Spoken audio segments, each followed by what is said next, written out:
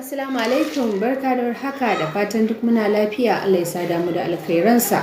Ku yi haƙuri kamar jiya na yi alƙawari kuma ban cika ba saboda wasu abubuwa da suke gabana. So gane na zo cika alƙawarinmu a kan yaren China, wato Mandarin. Mandarin shi menene wannan yaren a ƙasar China? Mandarin yare ne wanda ake amfani da shi kaso 70 cikin 100. Wato kun ga an fi amfani da shi kenan, ko kasuwanci ko makaranta ko tafiya, abubuwa da dama na rayuwa. Wannan Mandarin language shi suka fi amfani da shi. So dalili na ɗauko muku wannan yaren shine kuna kasuwanci da mutane daban-daban, kuna mu'amala da ƙasashe daban-daban, kuna mu'amala da mutanensu. So ai ya kamata a ce kuna koyon yaren su. Musamman China an fi harka da su a Najeriya. Su ma sun san da haka wajen kasuwanci. So akwai kamfanoni da kuna sarin kaya ya kamata a ce kun koyi yaren su saboda ba sa jin turanci, sannan kuma kayan su yana da arha. So idan kuka koyi yaren su za ku saya kaya da sauƙi, sannan kuma za su ji daɗin mu'amala da ku. Za su ji daɗin ta yadda kuka iya harshen su.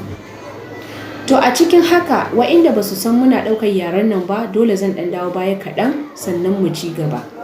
Zan dinga ɗauko numbers, sannan kuma zan dinga ɗauko kalmomi. Haka za mu dinga tafiya. Idan an ce ɓinyin ɗinsu, ana maganar kalmominsu kenan. So za mu dinga ɗauko ɓinyin ɗinsu, sannan muna haɗa da kalmomin duk da numbers ɗinsu muna tafiya. Mandarin language shi suka fi amfani da shi kaso 70.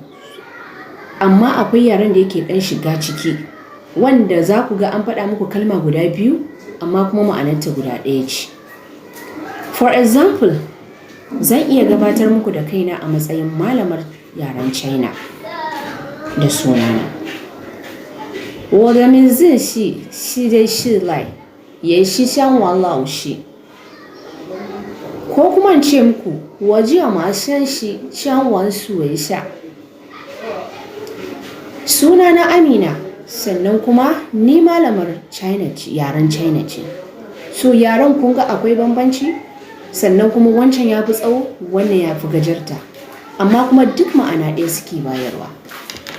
To idan kuna biyo ni sannan a hankali, za ku koyi yaren nan cikin sauƙi da kuma ba da hankali. Sannan idan na kawo muku numbers kaɗan daga ciki, kamar daga 1 zuwa 10, ce 1 2 3 4 5 6 7 8 9 10. A haka za mu dinga tafiya, za ku koya.